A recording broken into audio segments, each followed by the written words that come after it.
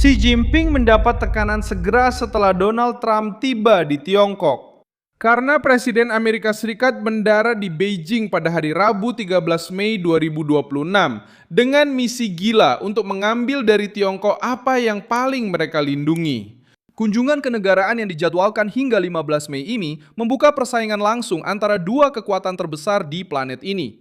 Kedatangan Amerika mengejutkan karena Trump tidak memperlakukan kunjungan itu sebagai upacara biasa. Dia membawa rombongan ke Tiongkok yang terdiri dari tokoh-tokoh utama ekonomi Amerika Serikat, termasuk eksekutif yang terkait dengan Apple, Tesla, Boeing, BlackRock, Blackstone, Cargill, Citi, Cisco, Goldman Sachs, Meta, Micron, Qualcomm, Visa, dan perusahaan strategis lainnya. Gedung Putih menghadirkan di hadapan Xi sektor-sektor yang mempengaruhi seluruh perekonomian Amerika yang kuat. Beijing mengharapkan pertemuan yang keras, tetapi yang mereka terima adalah demonstrasi kekuatan ekonomi yang terorganisir dengan baik. Saya akan segera menceritakan semuanya kepada Anda, tapi sekarang Anda pasti ingin berlangganan saluran ini agar tetap mendapatkan informasi terbaru, informasi secara real time dengan kualitas jurnalistik terbaik yang pernah ada. Dengan standar kredibilitas, Milson Alves. Selama bertahun-tahun, Beijing tumbuh dengan menjual ke seluruh dunia, menarik pabrik-pabrik asing dan menggunakan akses ke pasar Tiongkok sebagai senjata negosiasi. Sekarang, Trump datang ke Beijing membawa para pengusaha yang justru ingin ditarik, dikendalikan, atau dibatasi oleh Tiongkok.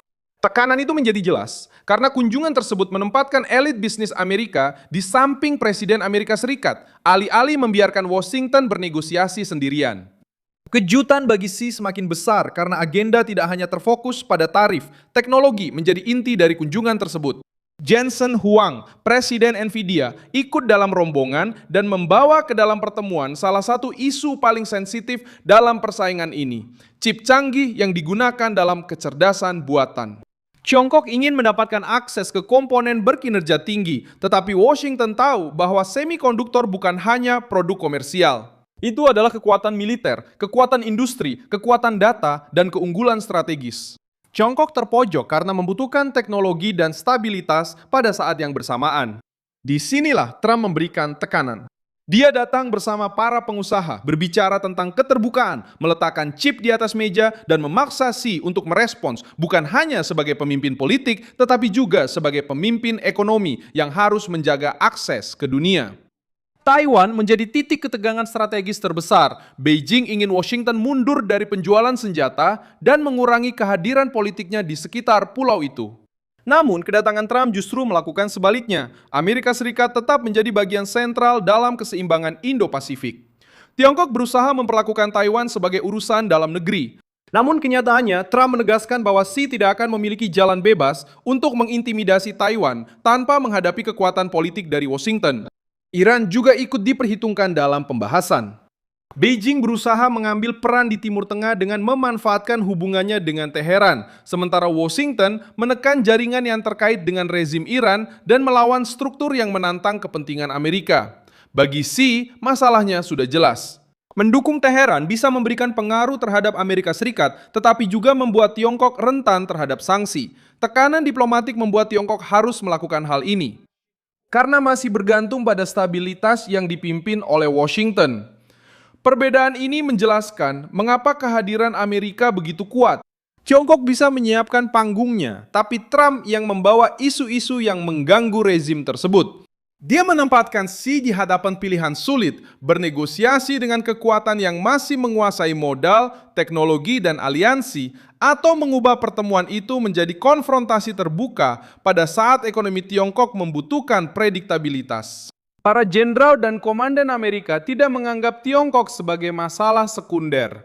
Mereka memperlakukan Beijing sebagai tantangan militer utama jangka panjang bagi Amerika Serikat. Pada tahun 2023, Jenderal Mark Milley mengatakan kepada Kongres bahwa Tiongkok adalah tantangan utama bagi angkatan bersenjata Amerika dan bahwa Beijing berniat menjadi kekuatan dominan di Pasifik Barat dan Asia dalam waktu 10 tahun. Tiongkok harus beradaptasi. Tiongkok beradaptasi. Jenderal Amerika Serikat. Hingga tahun 2049, Trump tiba di Tiongkok dengan pandangan yang juga dimiliki oleh Komando Tinggi Militer Amerika. Beijing adalah lawan struktural, bukan sekedar pesaing dagang. Laksamana Samuel Paparo, Komanda Indo-Pasifik Amerika Serikat, juga menegaskan pandangan ini dalam kesaksian terbarunya. Dia memperingatkan bahwa Tiongkok sedang maju dalam pengembangan rudal, kemampuan luar angkasa dan anti luar angkasa, perang siber, senjata hipersonik, persenjataan nuklir, dan kekuatan maritim.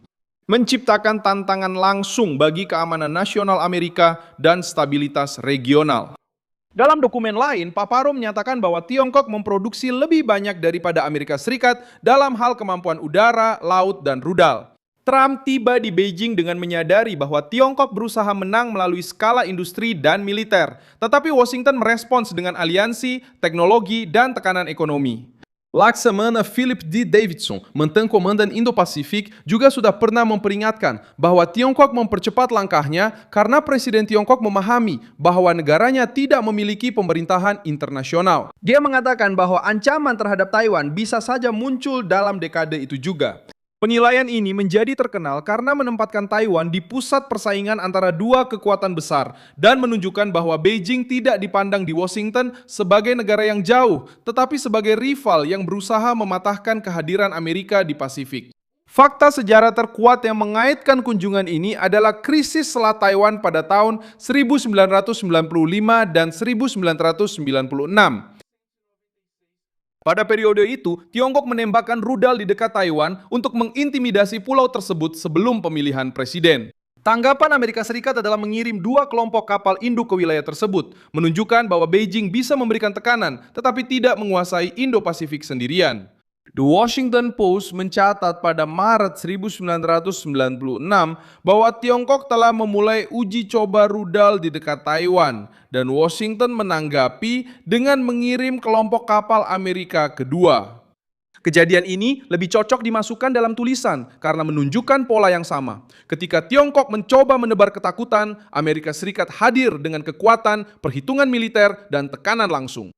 Fakta sejarah kuat lainnya adalah perang dagang yang dimulai oleh Trump terhadap Tiongkok. Alih-alih menerima model lama di mana Beijing berkembang dengan akses ke pasar Amerika, pencurian kekayaan intelektual, dan hambatan terhadap perusahaan-perusahaan Amerika Serikat, Trump memberlakukan tarif, membuka konfrontasi ekonomi, dan memaksa penandatanganan perjanjian dagang tahap 1 pada 15 Januari 2020. Kantor Perwakilan Dagang Amerika Serikat menyatakan bahwa perjanjian tersebut menuntut perubahan struktural dalam ekonomi Tiongkok, termasuk kekayaan intelektual, transfer teknologi, pertanian, layanan keuangan, dan perluasan perdagangan. Contoh ini sesuai dengan kunjungan saat ini karena menunjukkan Trump menggunakan perdagangan sebagai alat tekanan terhadap Beijing, bukan sekedar diplomasi biasa. Xi terkejut karena Trump langsung menunjukkan sejak kedatangannya dengan strategi kekuatan besar. Dia tidak datang hanya untuk berbicara. Dia datang membawa kekuatan Amerika Serikat ke dalam Beijing, mengepung Tiongkok, Afrika, titik-titik di mana rezim sangat membutuhkan ruang gerak, akses ke pasar, chip, dan stabilitas ekonomi.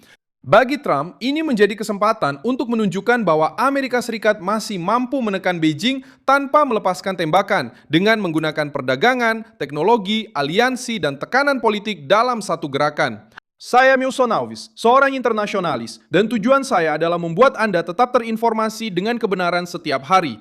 Tautan berita ada di deskripsi video. Beri suka pada video ini, daftarkan suka Anda, dan di akhir, lihatlah komentar agar Anda bisa semakin terlibat dengan komunitas Milson Alves.